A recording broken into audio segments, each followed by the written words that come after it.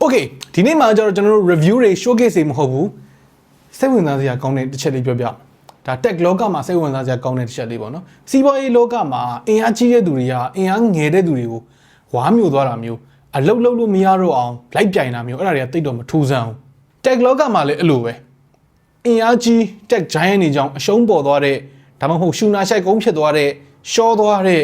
startup company တွေအများကြီးရှိတယ်ဆိုတော့ဒီနေ့ပြောပြမှာအဲ့လိုလောက်ခံခဲ့ရတဲ့ company တွေအကြောင်းနဲ့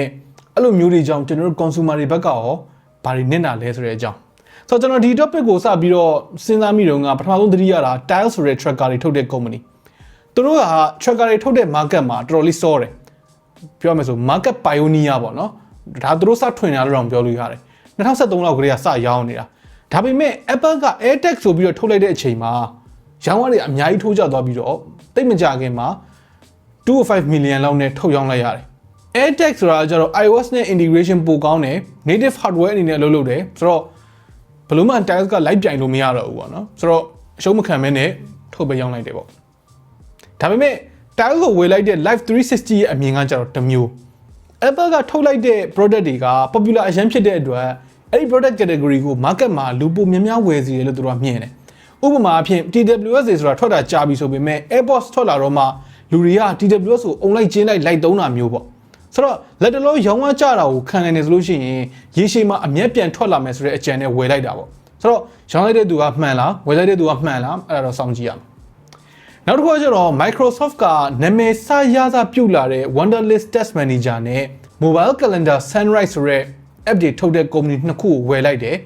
ပြီးတော့မကြခင်မှာပဲပိတ်သိမ်းလိုက်တဲ့ဟာမျိုးတကယ်တမ်းကကျတော့ Microsoft Office က productivity software market မှာဥဆောင်နေတဲ့အချိန်မှာတခြားသူတွေကသူ့ကိုလာချင်းချောက်လာနိုင်တဲ့ startup တွေကိုဝယ်ပြီးတော့ဆက်ပြီးတော့မကြီးလာနိုင်အောင်လို့တပ်ပလိုက်တာအဲ့လိုဆွဆွဲချက်တွေထွက်လာတိုင်း company ကြီးတွေကငင်းတဲ့ပုံစံကလည်းများသောအားဖြင့်တပုံစံနဲ့ပဲဝယ်ထားတဲ့ company တွေစီက best feature တွေကိုငါတို့ product မှာထည့်သုံးပြီးပြီဆိုတော့အဲ့ဒီ company တွေကိုဆက်ပြီးတော့အကုန်ချခံပြီးတော့ run နေစရာမလိုတော့ဘူးဆိုပြီးတော့ပြောရကြတယ်အဲ့လိုဝယ်ပြီးတော့ပိတ်သိမ်းလိုက်တာမျိုးကို killer acquisition လုပ်တယ်လို့ခေါ်တယ် Google ကလည်း2013တုန်းကသူတို့ရဲ့ပြိုင်ဘက် Wiz ကိုဝယ်လိုက်တယ် innovative ဖြစ်တဲ့ feature တချို့ကို Google Map ထဲကိုထည့်လိုက်တယ်ပြီးတော့ Wiz ကိုလူသုံးနေတဲ့ niche product တစ်ခုအနေနဲ့ထားလိုက်တာမျိုးရှိတယ် Wiz ကိုကြတော့သူတို့ကအပီးပိတ်သိမ်းလိုက်တာမျိုးမဟုတ်ဘူးဒါပေမဲ့လူသုံးနေသွားအောင်ဆက်ပြီးတော့မတိုးတက်လာတော့အောင်လုပ်လိုက်တဲ့သဘောမျိုးတိုးတက်လာလေတော့ဘာမှတော့မဖြစ်ပါဘူးတကယ်တော့အဲ့တော့သူတို့ပိုင်သွားပြီ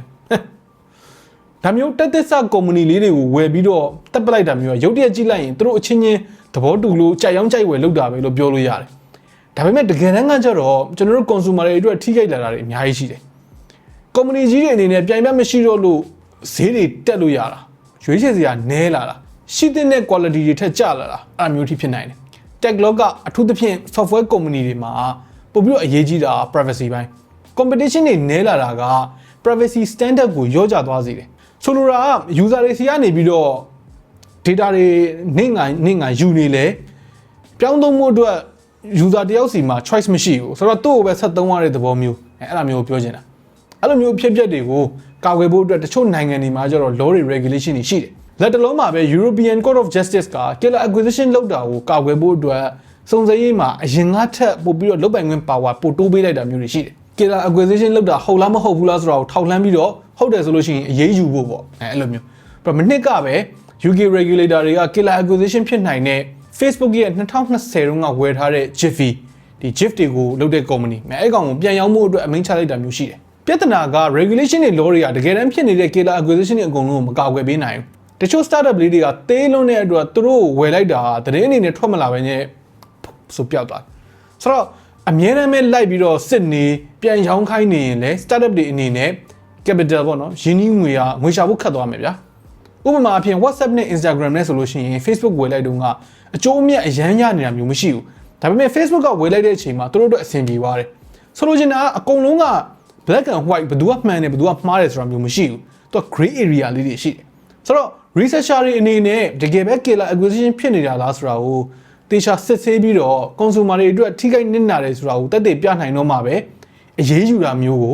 လုပ်တင်တယ်ပေါ့အဲ့လိုတက်တည်ပြဖို့ကလည်းတော်တော်လေးခက်ပါတယ်နာမည်ကြီးတဲ့ case တွေလောက်ပဲထွက်လာတာများတယ်ဆိုတော့ခင်ဗျားတို့ရောဒီပြဿနာကိုဘယ်လိုမြင်လဲအရန်ကောင်းတဲ့ innovation အသစ်တွေလုပ်ထားတဲ့ company တွေကျွန်တော်တို့မသိလိုက်ဖ ೇನೆပျောက်ကွယ်သွားတာမျိုးကိုနှမျောမိလား အောက်က comment တွေမှာဝင်ရောက်ဆွေးနွေးညှိနှိုင်းလို့ရပါတယ် okay နောက်နေ့မှတွေ့တော့ပါ